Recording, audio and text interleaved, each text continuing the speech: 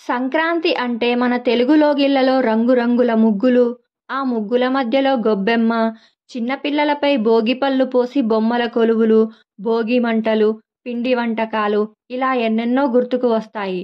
ఎందుకంటే అంత సంబరంగా చేసుకుంటాం మనం. 3 రోజుల ముచ్చటైన పండుగ మన సంక్రాంతి. భోగభాగ్యాలను ఇచ్చు భోగితో మొదలై కనుల పండుగ అయిన కనుమతో ముగించే ఈ పండుగ మనకు ఎందుకు ఇంత ముఖ్యమైనది? ఈ 3 రోజులు మనం చేసుకునే ప్రతి కృతువులో ఉన్న సైన్స్ గురించి మనం ఈరోజు తెలుసుకుందాం. సంక్రాంతి అంటే సం అనగా శుభమైన అని అర్థం. క్రాంతి అంటే వెలుగు. అలా సంక్రాంతి అంటే మంచి వెలుగు అని అర్థం. అలాగే సంక్రమణం అని కూడా అర్థం వస్తుంది. సూర్యుడు మకర రాశిలోకి ప్రవేశించడాన్ని మకర సంక్రమణం లేదా మకర సంక్రాంతి అంటారు. 12 రాశుల్లోకి సూర్యుడు ప్రవేశించే ప్రతి నెల ఒక సంక్రమణం జరుగుతుంది. అలా 12 సంక్రమణాలు ఉన్నప్పటికీ మకర రాశిలో జరిగే సంక్రమణం చాలా ప్రత్యేకం. ఈ 12 సంక్రాంతులు కర్క సంక్రాంతి 16 జూలై కర్కాటక రాశిలోకి సూర్యప్రవేశం. సింహ సంక్రాంతి 17 ఆగస్టు సింహరాశిలోకి సూర్యప్రవేశం. కన్యా సంక్రాంతి 17 సెప్టెంబర్ కన్యా రాశిలోకి ప్రవేశం. తులా సంక్రాంతి 17 అక్టోబర్ తులారాశిలోకి ప్రవేశం. వృశ్చిక సంక్రాంతి 16 నవంబర్ వృశ్చిక రాశిలోకి ప్రవేశం. ధను సంక్రాంతి 16 డిసెంబర్ ధనురాశిలోకి ప్రవేశం. ఈ రాశుల మీదుగా సూర్యుడు దక్షిణ దిశలో ప్రయాణం చేసి మకర సంక్రాంతికి ఉత్తర దిశలో ప్రయాణం మొదలు పెడతాడు. ఈ మకర సంక్రాంతి నాడు ఉత్తర దిశలో ప్రయాణం మొదలుపెట్టిన సూర్యుడు 15 జనవరి నాడు మకర రాశిలో సూర్య సంక్రమణం జరిగి ఉత్తరాయణం మొదలవుతుంది. ఆ తరువాత 13 ఫిబ్రవరి కుంభ సంక్రాంతికి కుంభరాశిలో సూర్యప్రవేశం. అలా 14 మార్చి నాటి నుంచి మీన సంక్రాంతిగా మీనరాశిలోకి ప్రవేశం. 13 ఏప్రిల్ మేషరాశిలో మేష సంక్రాంతి. 14 మేకి వృషభ సంక్రాంతిగా వృషభ రాశిలోకి. 15 జనవరికి మిథున సంక్రాంతికి మిథున రాశిలో ప్రవేశంతో ఉత్తరాయణం అంటే ఉత్తర దిశగా సూర్యప్రయాణం జరుగుతుంది. దేవతలకు ఒక రోజు అనగా మనకు ఒక సంవత్సర కాలం అని అర్థం. అలా ఉన్నప్పుడు సూర్యుడు దక్షిణముఖ ప్రయాణం రాత్రిగా, ఉత్తర దిశ ప్రయాణం పగలుగా భావిస్తారు. అలా దక్షిణ దిశ నుంచి ఉత్తర దిశ ప్రయాణం మొదలైన రోజు మకర సంక్రాంతి అంటే దేవతలకు ఉదయం అని అర్థం. ఉదయాన్నే దేవతలు వెలుగులోకి వచ్చి రాగానే వాళ్ళని స్మరించుకుంటూ హోమాలు, యాగాలు, పూజలు చేసుకుంటే చాలా మంచిదని మనం మకర సంక్రాంతిని ఇంత పెద్ద పండగగా చేసుకుంటాం.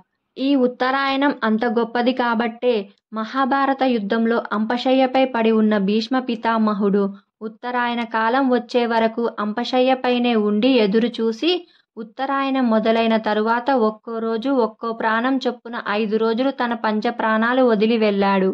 ఈ మకర సంక్రాంతి 3 రోజులు మనం చేసే ప్రతి పని సూర్యుణ్ణి దైవంగా భావించి కాలానుగుణంగా ఎంతో సైంటిఫిక్ పర్సెప్షన్ కలిగి ఉంటుంది. మన సనాతన ధర్మంలో అన్ని పండుగలను చాంద్రమాన క్యాలెండర్ ప్రకారం జరుపుకుంటాం. కానీ సంక్రాంతి మాత్రమే గ్రెగోరియన్ క్యాలెండర్ ప్రకారం జరుపుకుంటాం. అందుకే సంక్రాంతి ప్రతి సంవత్సరం జనవరి 14, 15, 16 తారీఖుల్లో మాత్రమే వస్తుంది. ఈ సంక్రాంతి 3 రోజుల్లో మొదటి రోజును భోగి పేరుతో జరుపుకుంటాం. భోగి నాడు తెల్లవారక ముందే ఇంట్లో ఉన్న పాత చీపురు, చాట, చాప, పాడు అయిన వస్తువులను తెచ్చి ప్రతి వీధిలోనూ లేదా ఊరంతా ఒక్కచోట భోగిమంట వేసుకుంటారు. పిండి వంటలు చేసుకొని తింటారు. చిన్నపిల్లలు ఉన్న ఇండ్లలో ఆ పిల్లలపై భోగిపళ్ళు పోసి ఆశీర్వదిస్తారు. కొందరు బొమ్మల కొలువులు పెట్టుకొని చుట్టుపక్కల ఉన్న ముత్తైదువులతో చిన్నపిల్లలను దీవించి వెళ్తారు. గంగిరెద్దులు ఆడించేవారు ప్రతి ఇంటికి వెళ్ళి ఆ గంగిరెద్దులను మోకాలపై కూర్చోబెట్టి తలలు ఆడించి ఆ ఇంట్లో వాళ్ళను పొగిడి వారు ఇచ్చిన బియ్యం, వడ్లు లేదా ఎంతో కొంత ధనం దానంగా తీసుకొని వెళ్తారు. రెండవ రోజు సంక్రాంతి. ఇంటి ముందు రంగురంగుల ముగ్గులు వేసి వాటి మధ్యలో ఆవు పేడతో చేసిన గొబ్బిమ్మను పెట్టి దానిలో 9 రకాల ధాన్యాలు, గడ్డి పువ్వు, రేగుపళ్ళు పెట్టి అలంకరిస్తారు. తలస్నానాలు చేసి కొత్త బట్టలు కట్టుకొని పిండి వంటలు ముఖ్యంగా అరిసెలు, సకినాలు చేసుకొని తింటారు.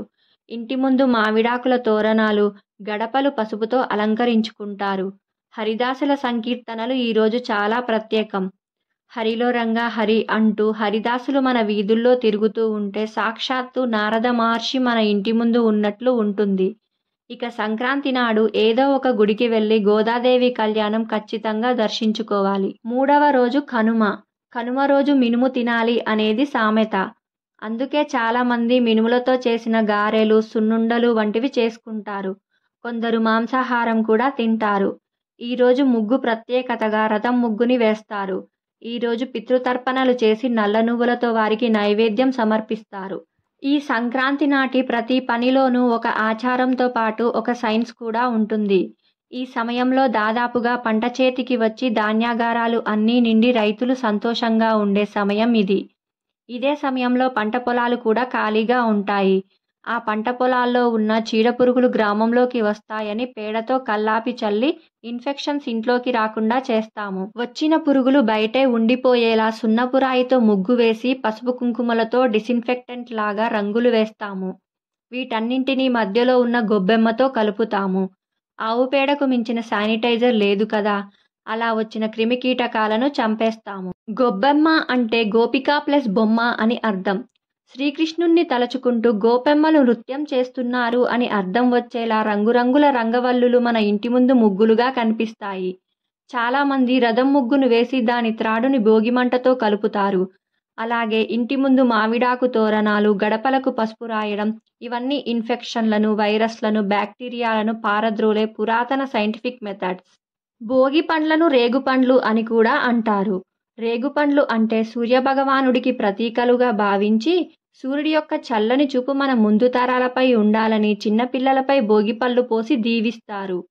బొమ్మల కొలువు ద్వారా చిన్నపిల్లలకు సోషలైజేషన్ను నేర్పించడానికి ఇంటి చుట్టుపక్కల ఉన్న వాళ్ళను పిలిచి నలుగురితో కలిసి ఉండడం నేర్పిస్తుంది. ఈ సంక్రాంతికి పితృతర్పణలు చేయడం ద్వారా మనం ఈరోజు ఈ స్థాయిలో ఉండడానికి కారణమైన తల్లిదండ్రులను తలుచుకొని వారిచ్చిన భోజనం వారితో పాటు మన ముందు తరాలు కూడా సుభిక్షంగా ఉండాలని కోరుకోవడం ద్వారా మన పిల్లలకు పెద్దలపైన భక్తి మర్యాదలు నేర్పించిన వారిమి అవుతాము. సాధారణ రోజులలో నువ్వులను పంచితే ఎవరూ తీసుకోరు. కానీ సంక్రాంతి సమయంలో మాత్రం నువ్వుల ద్వారా చేసిన ఉండలు పంచుకుంటారు. చలి నుంచి నువ్వులు శరీర ఉష్ణోగ్రతను సమతుల్యంలో ఉంచడానికి సహాయం చేస్తాయి. గంగిరెద్దుల వాళ్ళు, హరిదాసులు ఇలా అనేక మంది మన ఇంటికి వస్తుంటారు. వచ్చిన వారికి లేదనకుండా ఏదో ఒకటి ఇచ్చి పంపిస్తాము. మనం మాత్రమే కాదు, చుట్టూ ఉన్న సమాజం కూడా ఆనందంగా పండగ చేసుకోవాలి అనే గొప్ప మనసు మనకు సంక్రాంతి నేర్పిస్తుంది. భోగి మంటల గురించి చెప్పనక్కర్లేదు. ఇంట్లోని పాత వస్తువులను భోగి మంటల్లో వేసి కొత్తదనానికి అలవాటు కమ్మని చెప్పే నిత్యనూతన నిరంతర ప్రక్రియ. చాలామంది భోగి మంటను యజ్ఞంలాగా భావిస్తారు. యజ్ఞం చేస్తే వచ్చే పూజకు ఉన్నంత విలువ ఈ భోగి మంటకు ఉంటుందని మన పెద్దవాళ్ళ నమ్మకం. ఇలా అనేక కృతువుల వెనుక మన పూర్వీకుల యొక్క అంతుచిక్కని మంచి ఆలోచనలు, సైన్స్ ఆవిష్కరణలు ఉన్నాయి. అందుకే సంక్రాంతి మనందరి మనస్సులో గొప్ప క్రాంతిని నింపాలని మా సువర్ణాస్ గర్ల్స్ యొక్క ఆకాంక్ష.